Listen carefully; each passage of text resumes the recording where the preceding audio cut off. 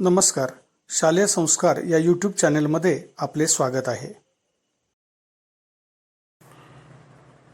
इयत्ता 9वी गणित भाग 2 चा हा व्हिडिओ सेमी इंग्रजी व मराठी माध्यमाच्या विद्यार्थ्यांना उपयुक्त आहे. नमस्कार. इयत्ता 9वी गणित भाग 2 प्रकरण पहिले भूमितीतील मूलभूत संबोध म्हणजेच बेसिक कन्सेप्ट्स इन जॉमेट्री. या प्रकरणातील आपण बिंदू, रेषा व प्रतल, बिंदूचे निर्देशक व अंतर आणि दरम्यानता हे 3 घटक आपण या व्हिडिओमध्ये अभ्यासणार आहोत. म्हणजेच point, line and plane, coordinates of points and distance and betweenness. So these topics we are going to learn in this video. विद्यार्थी मित्रांनो, तुम्ही यापूर्वीच अनेक भौमितिक आकृत्यांचा आणि त्यांच्या गुणधर्मांचा अभ्यास केलेला आहे. पण भूमिती या नावाचं पाठ्यपुस्तक प्रथमच तुम्ही अभ्यासत आहात. यामध्ये भूमितीतील मूलभूत संबोध, भूमितीय संकल्पना तुम्ही यावर्षी इयत्ता 9वीच्या आणि 10वीच्या पुस्तकातून अभ्यासणार आहात. ही जी भूमिती आहे ही आपण युक्लिड या गणितज्ञाने विकसित केलेली भूमिती मुख्यत्वे अभ्यासणार आहोत. मित्रांनो, या पहिल्या प्रकरणामध्ये आपण बिंदू, रेषा, प्रतल, बिंदूचे निर्देशक, अंतर, दरम्यानता, सशर्त विधाने आणि सिद्धता या मुख्यत्वे या पाठ्यांशाचा अभ्यास करणार आहोत. आपण आजच्या या व्हिडिओमध्ये सुरुवातीला बिंदू, रेषा, प्रतल, बिंदूचे निर्देशक, अंतर आणि दरम्यानता या 3 घटकांचा अभ्यास मराठी माध्यमातून आणि इंग्रजी माध्यमातून करणार आहोत. तर सुरुवातीला आपण या प्रकरणाच्या पहिल्याच पानावरती हे जे चित्र दाखवलेलं आहे, हे चित्र इजिप्तमधील पिरॅमिडचं चित्र आहे. इसवी सन पूर्व 3000 पूर्वीच्या काळामध्ये पूर्वीचे जे लोक होते ते स्थापत्यशास्त्र आणि भूमिती या क्षेत्रांमध्ये तज्ज्ञ होते आणि त्यामुळेच त्यांनी अशा प्रकारच्या स्थापत्यशास्त्राचा आणि भूमितीचा उपयोग करून अशा इमारती बांधल्या. भूमिती या नावावरूनच त्या शास्त्राचा उगम समजतो.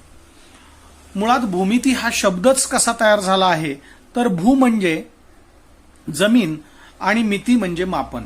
यावरून जमीन मोजण्याच्या गरजेतूनच हा भूमिती शब्द तयार झाला असावा आणि ही गणिताची एक शाखा म्हणून विकसित झाली असावी असा अंदाज आहे. अनेक देशांमध्ये भूमितीचा विकास वेगवेगळ्या काळामध्ये वेगवेगळ्या कारणांसाठी झाला.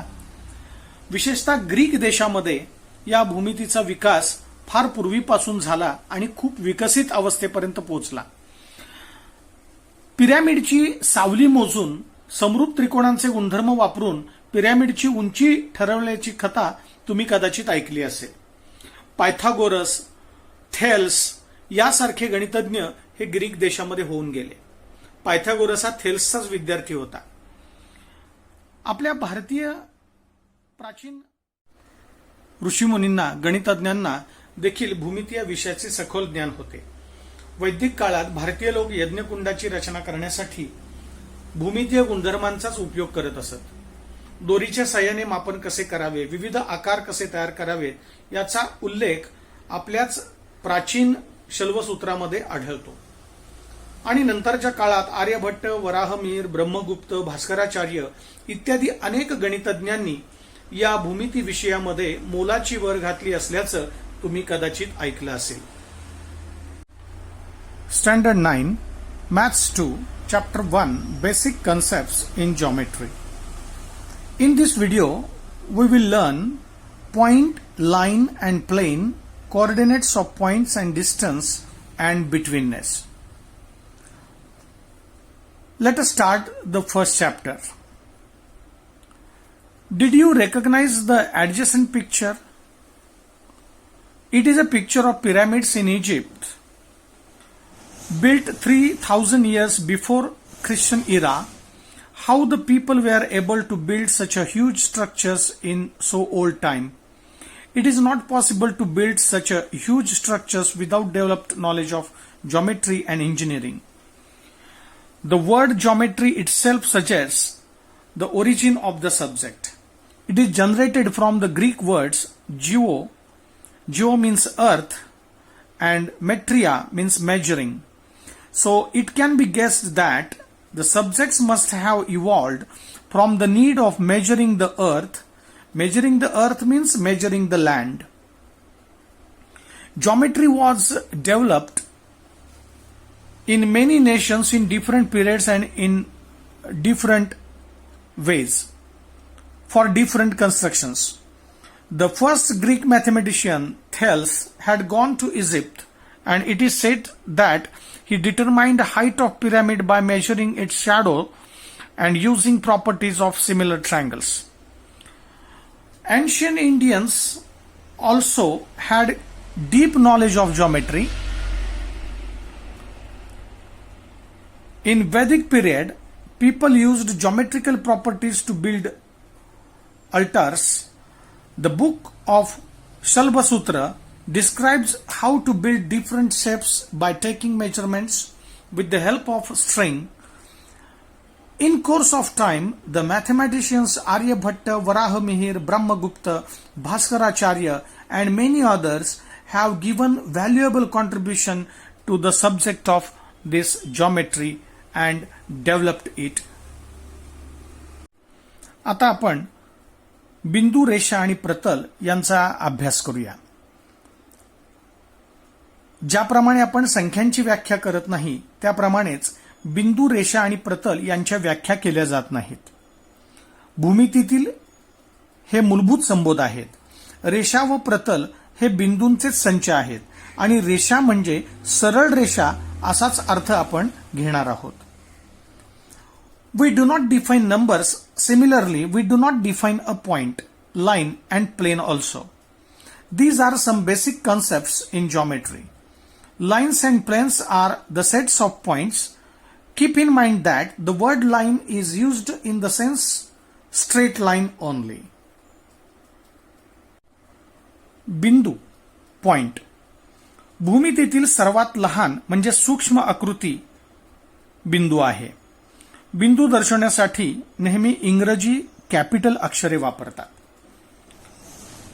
एक टिंब काढलेला इथे, या टिंबाला नाव दिलेलं आहे ए, तर इथे बिंदूची ही आकृती आहे. The smallest figure in geometry is a point and it is denoted by capital letters. मित्रांनो, आपण कोणतीही आकृती जेव्हा फळ्यावरती किंवा कागदावरती काढतो तेव्हा त्या कागदावरती किंवा फळ्यावरची जागा ती आकृती व्यापते. म्हणजेच त्या आकृतीला काही ना काहीतरी क्षेत्रफळ असते, एरिया असतोच. परंतु बिंदू ही अशी आकृती आपण भूमितीमध्ये मानतो की ज्याचं क्षेत्रफळ अगदी नगण्य आहे, म्हणजे जवळजवळ शून्यच आहे असं आपण मानतो. प्रत्यक्षात बिंदूचं क्षेत्रफळ शून्य नसतं, परंतु ते शून्य आहे असं आपण मानलेलं आहे. म्हणजे सांगण्याचं तात्पर्य एवढंच आहे की भूमितीमध्ये सर्वात लहान क्षेत्रफळ असलेली सर्वात सूक्ष्म आकृती असं वर्णन आपल्याला बिंदूचं करता येईल. आणि बिंदू दर्शवण्यासाठी नेहमी इंग्रजीतील कॅपिटल अक्षरे वापरतात. If we draw any figure on blackboard or a page, it means that that figure occupies some space on that blackboard or a page. It means that that figure has a specific area. But point has no area. We assume that point has no area. It is very small. It is very small and a minute figure in the geometry. So it has no area. It assumed to be, the area of point is assumed to be 0.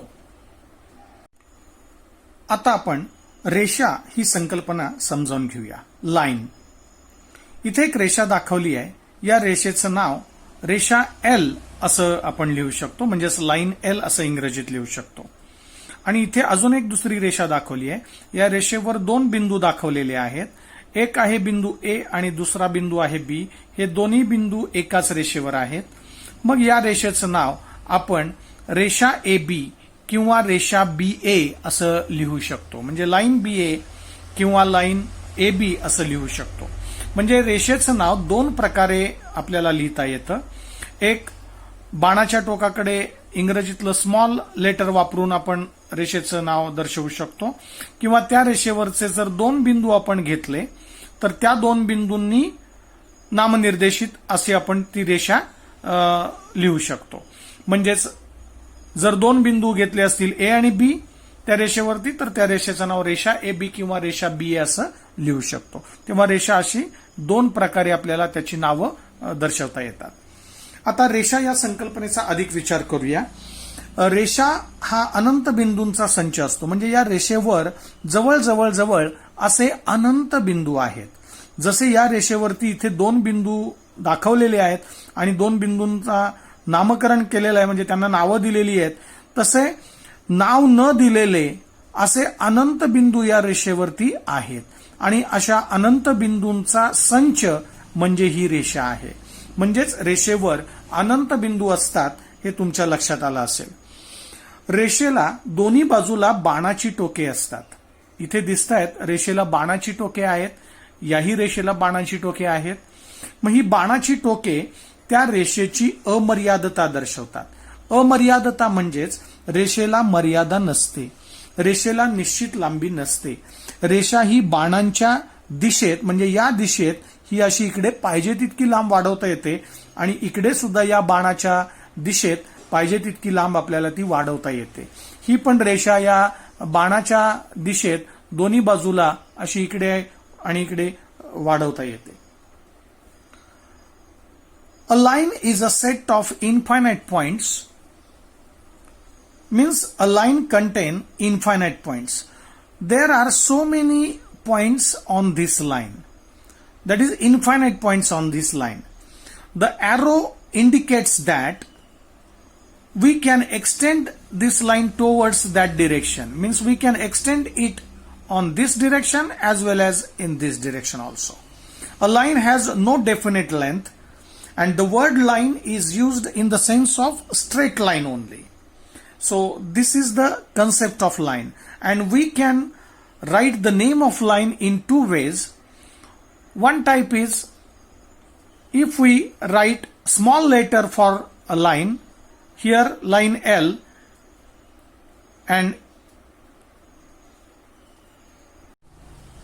if we show 2 points on the line like this, here point A is and point B is shown on that line. So we can write the name of the line as line AB or line BA. So in this way we can write the name of lines in these two ways. आता प्रतल ही संकल्पना समजावून घेऊया. अ plain, सपाट पृष्ठभागास प्रतल म्हणतात. प्रतल सुद्धा अनंत बिंदूंचा संच असते. प्रतल चोहो बाजूंनी अमर्याद असते. उदाहरणार्थ फळा, भिंत, जमीन, टेबलाचा पृष्ठभाग किंवा एखादा कागद ही प्रतलांचीच उदाहरणे आहेत. इथे प्रतलाची ही एक आकृती दाखवली आहे. ई या अक्षराने हे प्रतल दर्शवलेले आहे आणि प्रतल असे चोहो बाजूनी अमर्याद असते, म्हणजे पाहिजे तितके लांब आपल्याला ते वाढवता येते आणि प्रतलामध्ये अनंत बिंदू असतात. प्रतल हे देखील अनंत बिंदूंचाच संच असते. A plane means any flat surface which contain infinite points is called a plane. A plane can extend infinitely towards all the directions, means we can extend it all these directions. And a plane is a set of infinite points, means there are infinite points in this plane. For example, a blackboard, a wall, a page, a floor, a flat surface of a table are the examples of plane. आता आपण बिंदूंचे निर्देशक व दोन बिंदूंमधील अंतर कसे काढतात ते समजावून घेऊया. म्हणजेच coordinates of points and the distance between the two points. इथे एक संख्या रेषा दाखवली आहे. या संख्या रेषेवरती SRQPOABCD असे 9 बिंदू दाखवलेले आहेत. त्या बिंदूंची नावं आपण कॅपिटल अक्षरामध्ये घेतलेली आहेत. प्रत्येक बिंदूशी निगडीत असा एक अंक आहे, संख्या आहे. म्हणजे उदाहरणार्थ बिंदू C शी निगडीत संख्या 3 आहे, बिंदू D शी निगडीत संख्या 4 आहे, बिंदू O शी निगडीत संख्या 0 आहे, बिंदू Q शी निगडीत असलेली संख्या -2 आहे, बिंदू S शी निगडीत असलेली संख्या -4 आहे. तर या ज्या संख्या आहेत या संख्यांनाच त्या बिंदूंचे निर्देशक म्हणतात. म्हणजेच बिंदू B हा संख्या रेषेवर 2 ही संख्या दर्शवतो, म्हणून आपण बिंदू B चा निर्देशक 2 आहे असं म्हणतो. त्याचप्रमाणे बिंदू R चा निर्देशक -3 आहे, बिंदू O चा निर्देशक 0 आहे. याप्रमाणे तुम्हाला इतर बिंदूंचे निर्देशकही सांगता येतील की बिंदू D चा निर्देशक 4 आहे, बिंदू B चा निर्देशक 2 आहे, बिंदू P चा निर्देशक -1 आहे. याप्रमाणे संख्या रेषेवर डावीकडून उजवीकडे संख्या मोठ्या होत जातात. म्हणजे -4 पेक्षाही -3 मोठे आहेत, -3 पेक्षा -2 मोठे आहेत, त्यापेक्षा -1 मोठे आहे, -1 पेक्षा 0 मोठा आहे, 0 पेक्षा 1 मोठा आहे, त्यापेक्षा 2 मोठे आहेत, मग 3 मोठे आहेत, 4 मोठे आहेत. म्हणजे डावीकडून उजवीकडे संख्या मोठ्या मोठ्या होत चाललेल्या आहेत हे तुमच्या लक्षात आलं असेल. Now observe this number line. There are 9 points shown on this number line. Point S, point R, point Q, point P, point O, A, B, C and D. So there are 9 points on this number line. Each point denotes a number. It means point D denotes number 4, point C denotes number 3, point A denotes number 1, point O denotes number 0, point Q denotes -2, point S denotes -4, like this. So each point denotes the number and that number is called as coordinate of that point.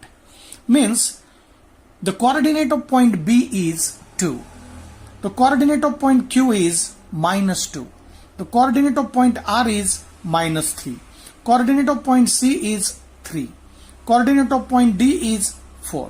So you can easily understand this, what is meant by coordinate. Now remember this, on the number line from left to right the number becomes greater and greater.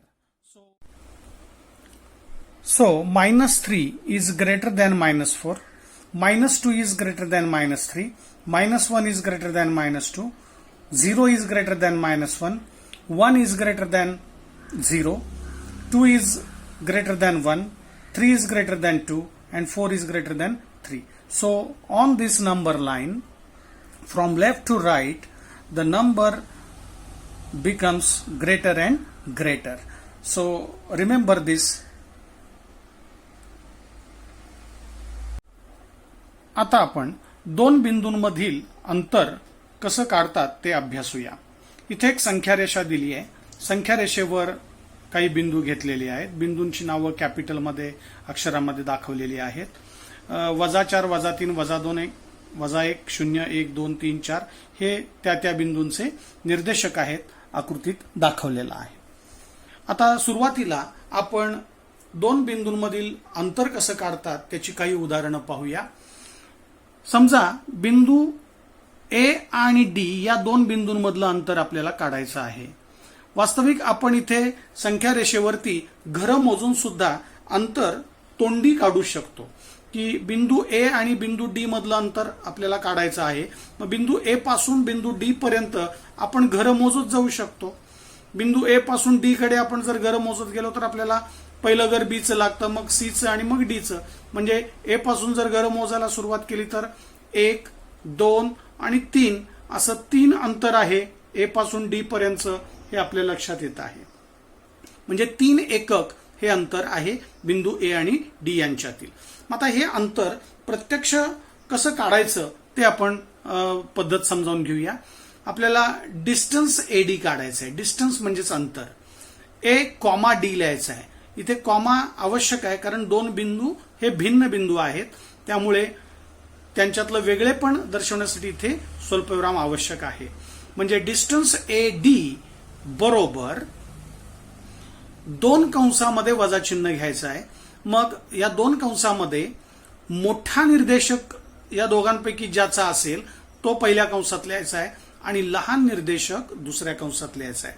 म्हणजे मोठ्या निर्देशकातून लहान निर्देशक वजा करायचं आहे आणि सोडवायचं आहे. मग ते असणार आहे त्या 2 बिंदूंमधील अंतर. मग आता इथे ए चा निर्देशक आहे 1 आणि डी चा निर्देशक आहे 4. मग इथे निर्देशक लिहिलेले आहेत. ए चा निर्देशक 1 आहे, डी चा 4 आहे. मग या दोघांमध्ये मोठा निर्देशक 4 आहे म्हणून त्याला पहिल्या कंसात ठेवलेला आहे. मोठ्या निर्देशकाला पहिला मान द्यायचा आहे, कंसामध्ये त्याला ठेवायचा आहे, वजा लहान निर्देशक 1 लिहिला. मग आता हे सोडवायचे कंस 4 आहे तसाच लिहिला. वजा चिन्हामुळे आतलं चिन्ह बदलतं, आपल्याला माहिती आहे. आपण यातल्या मूलभूत क्रिया पूर्वी अभ्यासलेल्या आहेत.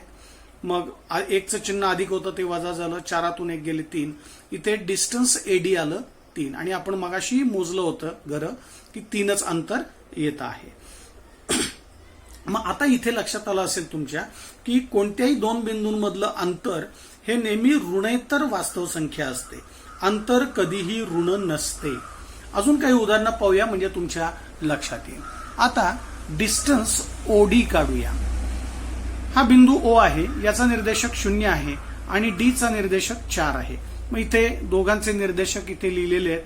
बिंदू ओ चा निर्देशक 0 आहे आणि बिंदू डी चा निर्देशक 4 आहे.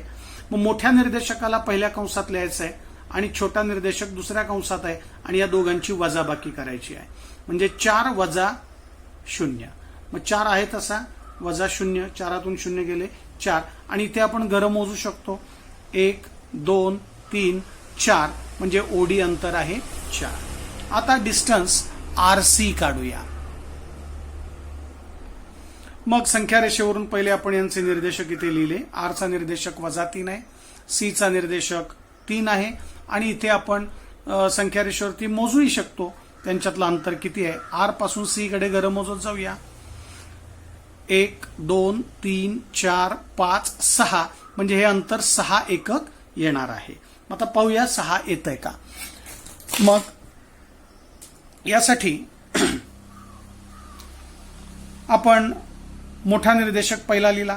आरचा निर्देशक वजा 3 आहे आणि सीचा निर्देशक 3 आहे. या दोघांमध्ये मोठा 3 आहे आणि आपण मगाशीच पाहिलेलं आहे की संख्या रेषेवरती डावीकडून उजवीकडे संख्या मोठ्या होत जातात आणि आर आणि सी मध्ये उजवीकडे कोण आहे पाहूया. सी उजवीकडे आणि आर डावीकडे आहे. म्हणजे उजवीकडचा अंक संख्या रेषेवर नेहमी मोठा असतो. त्यामुळे सीचा निर्देशक मोठा आहे त्यामुळे तो पहिल्या कंसात ठेवला. छोटा निर्देशक दुसऱ्या कंसात ठेवला वजा 3. आता हे सोडवूया. 3 आहे तसा, वजामुळे आतलं चिन्ह बदललं, प्लस झालं. 3 आणि 3 6 अंतर आलं. डिस्टन्स आरसी 6 आलं. म्हणजेच इथे देखील अंतर हे धन आलेलं आहे. अंतर कधीही ऋण नसते हे आपल्या लक्षात येईल. आता आपण डिस्टन्स एसपी काढूया. आता डिस्टन्स एसपी काढण्यासाठी प्रथम आपण एस आणि पी चे निर्देशक निश्चित करून घेऊया. एस चा निर्देशक आहे वजा 4 आणि पी चा निर्देशक आहे वजा 1. मग या दोघांमध्ये मोठा कोण आहे इथेच लक्षात येते. उजवीकडचा अंक मोठा असतो म्हणजे वजा 1 मोठा आहे आणि वजा 4 लहान आहेत. म्हणजे वजा 1 ला आपल्याला मोठ्या पहिल्या कंसात लिहायचं आहे आणि वजा 4 ला दुसऱ्या कंसात लिहायचं आहे अंतर काढताना. मग आता वजा 1 ला पहिल्या कंसात इथे ठेवूया आपण. Distance S P. मग इथे एस चा निर्देशक वजा 4, पी चा निर्देशक वजा 1 लिहिला. मोठा निर्देशक आहे वजा 1 म्हणून तो इथे लिहिला. वजा दुसरा निर्देशक छोटा निर्देशक दुसऱ्या कंसात ठेवला. हे सोडवूया. वजा 1 आहे तसा लिहिला. वजा चिन्हामुळे आतलं चिन्ह बदललं, मायनस आहे ते प्लस झालं. आता इथे भिन्न चिन्ह आलेली आहेत. भिन्न चिन्ह आले की आपल्याला माहिती आहे वजाबाकी करतो आपण. 4तून 1 गेला 3 आणि उत्तराला मोठ्या संख्येचं चिन्ह देतो. म्हणजे इथे डिस्टन्स एस पी आलं 3. इथे देखील अंतर धन आलेलं आहे. आता काढूया डिस्टन्स एस बी. पुन्हा एकदा पाहूया संख्या रेषा. एस आणि बी या दोघांचे निर्देशक प्रथम पाहूयात. एस चा निर्देशक आहे वजा 4 आणि बी चा निर्देशक आहे 2. मग उजवीकडची संख्या 2 आहे म्हणजे 2 मोठा आहे. म्हणजेच याला पहिल्या कंसात ठेवायचं आणि दुसऱ्या कंसात एस च्या निर्देशकाला ठेवायचं आहे. मग त्यानुसार आपण इथे SB डिस्टन्स काढूया. पहिला निर्देशक मोठा 2 घेतला, दुसऱ्या कंसात छोटा निर्देशक ठेवला. निर्देशक आपण लिहिलेत आकृतीत पाहून. मग 2 वजा मुळे हे आतलं चिन्ह बदललं, प्लस झालं. 2 आणि 4 यांची बेरीज झाली 6, म्हणजे डिस्टन्स SB आलं 6. अंतर इथेही धनच आलेलं आहे. म्हणजे 2 बिंदूंमधील अंतर ही नेहमी ऋणेतर वास्तव संख्या असते. अंतर कधीही ऋण नसते, हे तुमच्या या उदाहरणांवरून लक्षात आलं असेल. असंच आपण अजून 1-2 उदाहरणं पाहूया. डिस्टन्स DS काढूया. डिस्टन्स DS आकृतीत पाहूया. डिस्टन्स कुठे आहे, 2 बिंदू कुठे आहेत, D इथे आहे आणि S इथे आहे. ह्या दोघांमधलं अंतर काढायचं आहे. आपण इथे घरं मोजून पण सांगू शकतो. 1 2 3 4 5 6 7 8. DS अंतर 8 एकक येणार आहे. आता प्रत्यक्ष 8 एकक येतं का ते आपण इथे सोडवून पाहूया. मग यांचे निर्देशक पहा.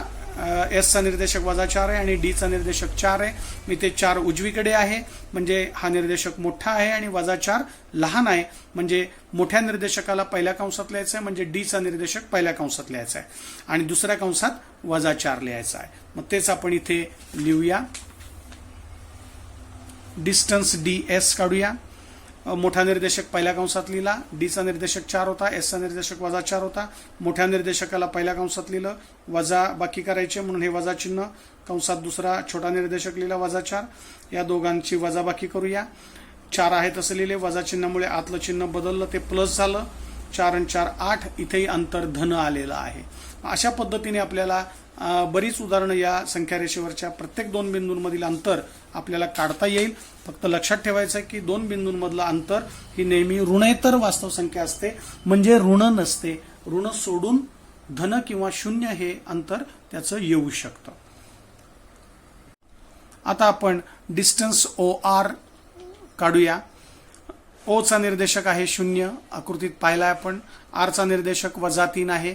मग मोठा निर्देशक या दोघांमध्ये 0 आहे, कारण इथे संख्या रेषा जर पाहिली तर तुमच्या लक्षात येत आहे 0 इथे आहे आणि -3 इकडे आहे. म्हणजे -3 डावीकडे आणि 0 उजवीकडे आहे, म्हणजे 0 मोठा आहे. म्हणून आपण इथे लिहिताना निर्देशक 0 ला पहिल्या कंसात लिहिलेला आहे.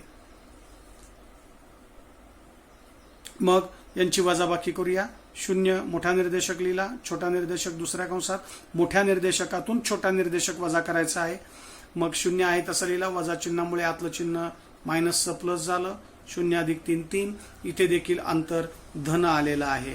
म्हणजेच अंतर नेहमी ऋणेतर वास्तव संख्या असते, हे आपल्या या उदाहरणावरून लक्षात आलं असेल. आणि अजून एक अंतर काढूया. Distance OB. O चा निर्देशक 0 आहे संख्या रेषेवर, B चा निर्देशक 2 आहे. या दोघांमध्ये मोठी संख्या 2 आहे, म्हणून मोठ्या निर्देशकाला पहिल्या कंसात लिहिलं, वजा छोटा निर्देशक 0 घेतला. 2 आहे तसा 0 वजा झाले, 2तून 0 गेले 2, म्हणजे इथे डिस्टन्स OB आलं 2. Let us find the distance between the 2 points.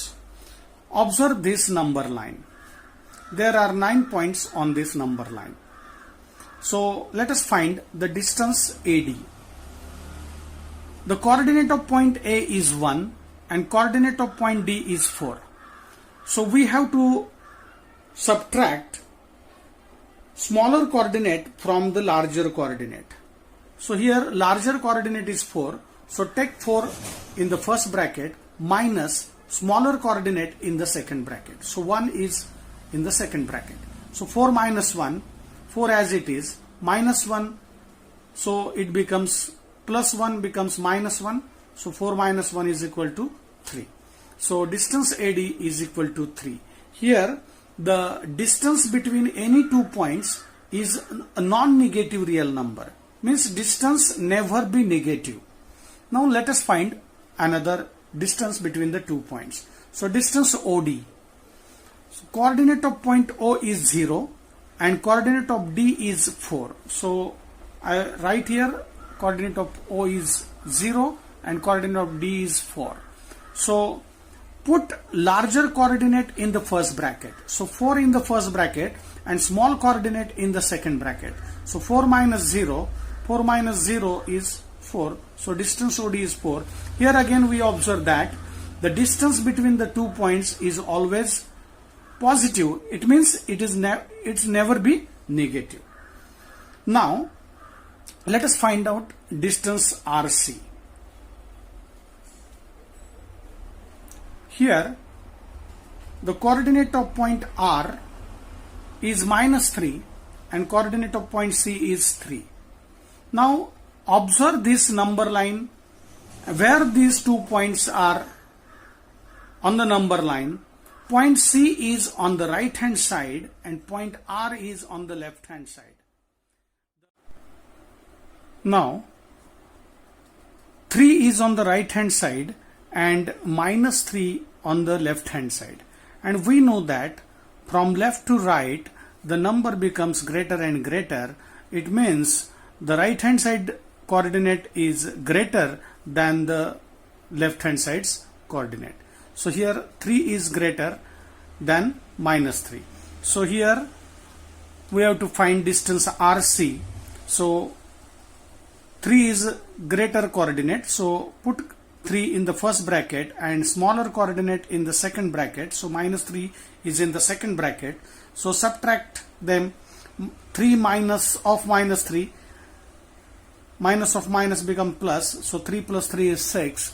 So distance RC is 6. Here also we observe that the distance between these 2 points is non-negative number.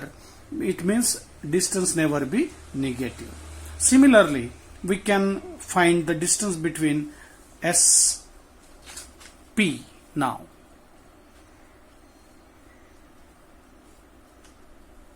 Now here the coordinate of S is -4 and coordinate of P is -1. So observe these two coordinates on the number line here. Coordinate of S is -4 and coordinate of P is -1. So -1 is on the right hand side and -4 is on the left hand side. So right hand side number is greater than the left hand side number. So we have to put -1 in the first bracket and -4 in the second bracket. So larger coordinate is -1 and smaller coordinate is -4. So we can solve now the distance SP here. So -1 in the first bracket, because -4 and -1 these are the coordinates. So larger coordinate we have to put in the first bracket and smaller coordinate is -4. It is in the second bracket. So -1 as it is, minus become plus. Here different signs, so subtraction. 4 minus 1 is 3 and big sign. So plus 3 is the answer. So distance SP is 3. Here also distance never be negative. Now similarly we can find distance SB. Now here coordinate of S is -4 and coordinate of B is 2. So put larger coordinate in the first bracket and smaller in the second.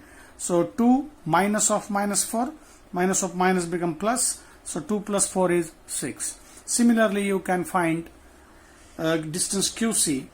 Coordinate of Q is -2 and coordinate of C is 3 on the number line. So put larger coordinate in the first and smaller coordinate in the second bracket. So 3 minus of -2, minus of minus become plus. So 3 plus 2 is 5. So you can easily find the distance between any two numbers. Now we will find distance RD. So point R is here. The coordinate of point R is -3 and coordinate of point D is 4. So we can count the places between R and D.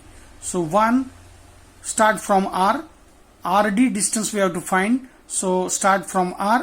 1, 2, 3, 4, 5, 6, 7. So distance between RD will be 7. So let us calculate this. So coordinate of R is -3 and coordinate of D is 4. So 4 is on the right hand side, so it is larger than -3. So put 4 in the first bracket, minus the -3 is in the second bracket. So let us start to calculate the distance RD. Distance RD is equal to 4 minus of -3. 4 is a larger coordinate, so kept in the first bracket, and small coordinate in the second bracket. So 4 minus of minus 3, minus of minus become plus, 4 plus 3 is 7. So distance RD is 7. So you can observe that the distance between any 2 points is a non-negative real number. It means distance never be negative. आता आपण दरम्यानता म्हणजेच betweenness ही संकल्पना समजावून घेऊया. जर P Q R हे 3 बिंदू एकाच रेषेवर असतील, म्हणजेच हे तीनही बिंदू भिन्न आहेत आणि ते एकाच रेषेवर असतील, तर खालीलपैकी 3 शक्यता आपल्याला संभवतात. उदाहरणार्थ पहिली शक्यता अशी घेतलेली आहे की क्यू हा बिंदू पी आणि आर यांच्या दरम्यान घेतलेला आहे, इथे आर हा बिंदू पी आणि क्यू यांच्या दरम्यान आहे, आणि इथे बिंदू पी हा आर आणि क्यू यांच्या दरम्यान आहे.